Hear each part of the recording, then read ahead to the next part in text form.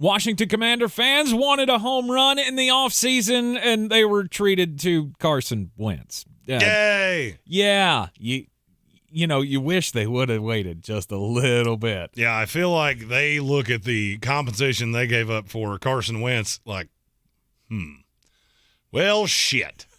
I still maintain they should have traded for Jimmy Garoppolo.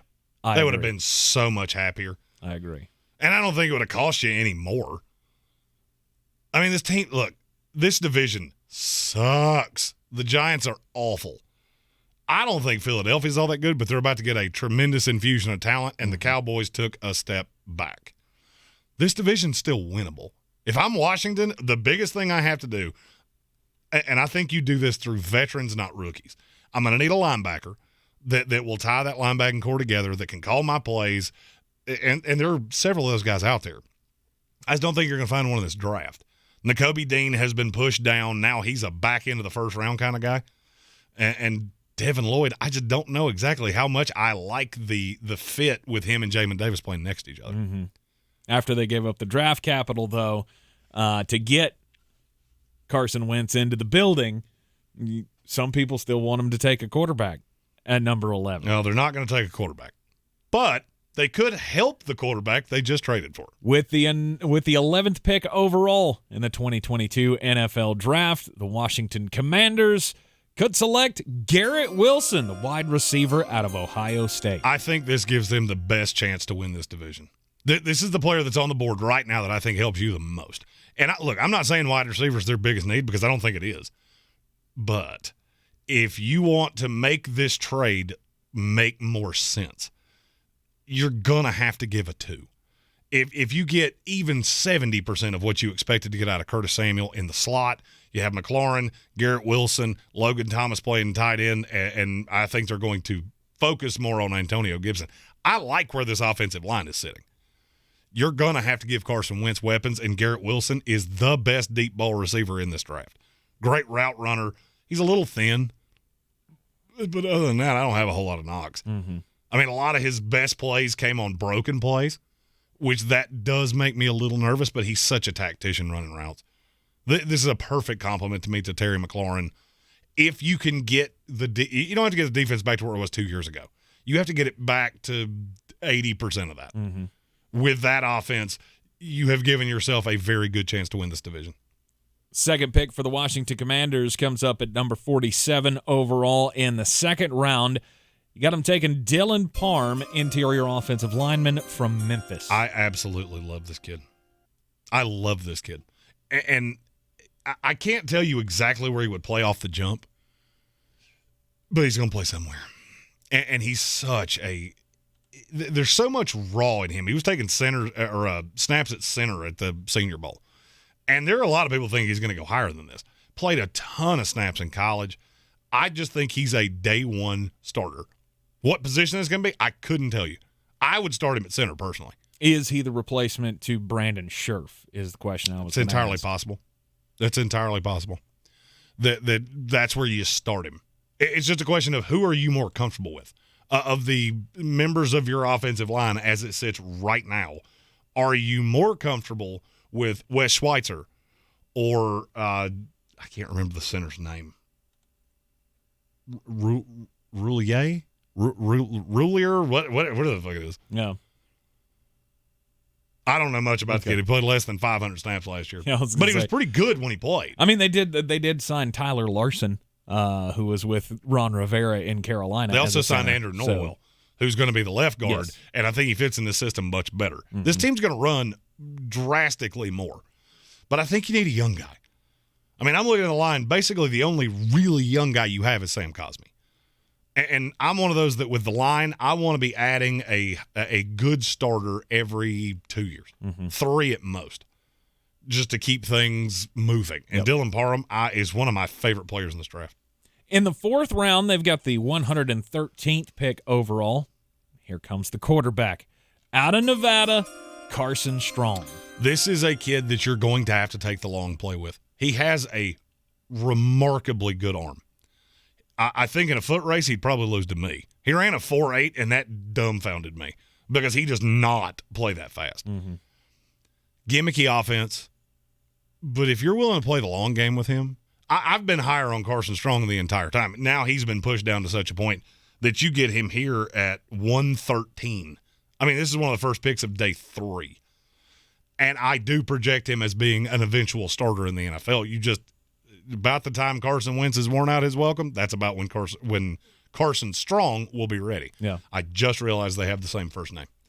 I've been doing this for over a week now. I just realized the Washington Commanders would have 2 quarterbacks with the same first name. That'd be an interesting quarterback room, too, and full of controversy. I mean, if Carson Wentz isn't playing well, they're going to go to Taylor Heineke. If Taylor Heineke's not playing well, then they're going to go to Carson Strong. Well, Carson Strong, to me, shouldn't play within a year. Mm-hmm. He's going to have to learn how to be a pro. This is the long term. And look, they know what Taylor Heineke is. He's on a very team-friendly deal as a backup. Yep. They don't believe in him as the starter.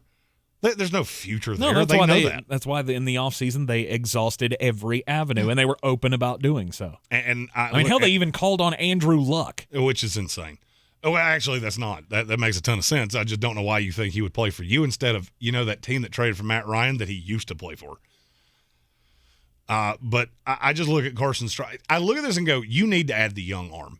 If you're as entrenched with this setup as you say you are, then you need to get their guy. Carson Wentz is not your guy. I understand you gave up draft capital for him, and hey, if he's good, more power to you. Mm-hmm. This gives you the trapdoor of, we drafted this kid, developmental piece, he's going to be the quarterback moving forward. You just have to let us get there. In the 6th round, pick 189 overall, a safety out of Auburn, Smoke Monday. He was higher on my board until I started hearing things out of the combine that he didn't interview well. And when we say didn't interview well, there are a lot of guys that don't necessarily answer the questions the correct way. The attitude. Mm-hmm. And that was a lot of talk with Smoke Monday. Now, the play on the field, he's a very good athlete. He's tough as nails.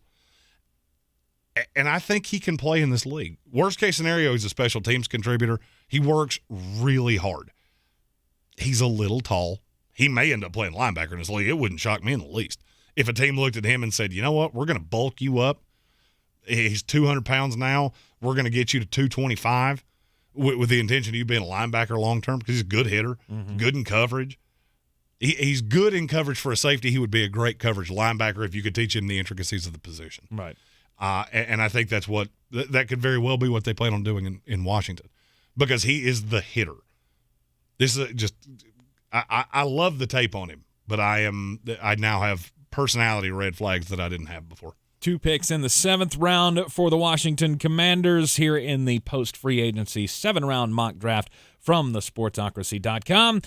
Number 231 overall, Cole Turner, tight end out of Nevada, so Carson Strong's tight end. You want to make your quarterback feel all warm and fuzzy? Now bring somebody he's comfortable with. And that's not even why I did this.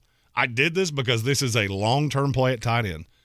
If you told me a player that went on day 3 at tight end became a star, I would bet anything you want to bet it's Cole Turner. He's a freak athlete. But, again, he comes out of that gimmicky-ass system where I haven't seen him block that much. And when I have seen him block, it hasn't been great. But he's huge. 6'6", 245, ran a 4.75 at the combine. I just think he's going to be, in the beginning, he'll be what Ricky Seals-Jones was. He'll be your 2 that you expect to come in and be a mismatch with Wentz, Heineke, Carson Strong, whoever it is.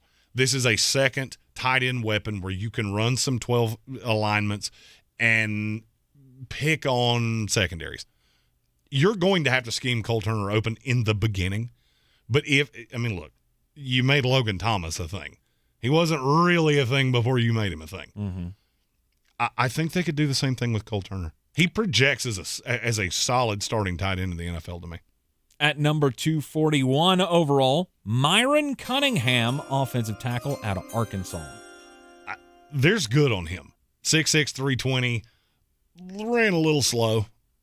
The thing that scares me the most is how raw he is with how much he played. And this is a guy that started 34 games in college, and yet his technique's still raw as hell. Now, that being said, he was a good player in the SEC, and technique-wise, there was not a lot of positive. What that tells me is that he's very strong and works. Everything I've heard about him is a good worker. Everybody at Louisville liked him. And now you get him into Washington where I don't need you to even be a contributor right away. The funny thing to me about Washington, and I know that some Commanders fans are going to absolutely hate this draft, and if you do hate this draft, feel free to say that in the comments. Throw yours out there, I'll grade yours. They don't have as many holes as you think they do. Like, you think this team has a talent deficiency because they weren't very good last year. Mm-hmm. No, you just need guys to be what they're supposed to be. You need Jamin Davis to be the 20th pick in the draft. You need that line to coalesce together and be as good as it projects to be. Analytics love this team. And I'm not going to lie to you, I do too. They're one of the best deep bets to win their division. And I think they're plus 800 or something like that to win the NFC East. All in. All in. Every team in this division has gotten worse except one. Except for them? Philadelphia. Oh, Philadelphia. I think they've gotten worse. Now, good draft class, you can change that. Garrett Wilson is an immediate day one contributor. Right. That helps that quarterback that you gave up draft capital for. You haven't been overly aggressive in free agency. I love the Andrew Norwell pickup. His best years came playing with Ron Rivera. Mm-hmm. And that's the road grader, run blocker that you lost in Scherff, and you got him on a steal because he's comfortable with Ron Rivera, and Rivera knows what he is. Yep. I think this team is better than a lot of people do. And I drafted it accordingly. A lot of these guys, are they a little project? Yeah. Can they play right now? Also, yeah. Okay. At number 11 overall, Garrett Wilson would give you definitely the weapon that you need to make Carson Wentz better. You add to the offensive line with Dylan Parham, Carson Strong, maybe a long shot at quarterback in the future, but at least you set yourself up. I don't think it's a long shot. He has a great arm. My fear has been and will continue to be that somebody overdrafts him. Now, all the quarterbacks in this class have been pushed down to such a point outside of Malik Willis and Kenny Pickett with one team that I think they're all going to be values. I don't love Desmond Ridder. He went in the first 10 picks of the second round. I love Sam Howell. He went at the back end of the first round. Mm-hmm. Carson Strong in the fourth that's a home run. Worse, you took Kirk Cousins in the fourth round, if you remember. Mm-hmm. And that worked out quite nicely. And I think this could work out the same way. You're just going to have to be really patient. Agree or disagree? Hit us up in the comments section. Jeremy will answer all of those and critique your mock drafts as well if you want to post those in the chat. Don't forget to hit the subscribe button so you get all of our team-by-team content throughout the Draftmas season. And always join us live here in the Ingles studio at 3 o'clock every weekday afternoon. I'm Tank Spencer. He's Jeremy Greene, and we will see you next time.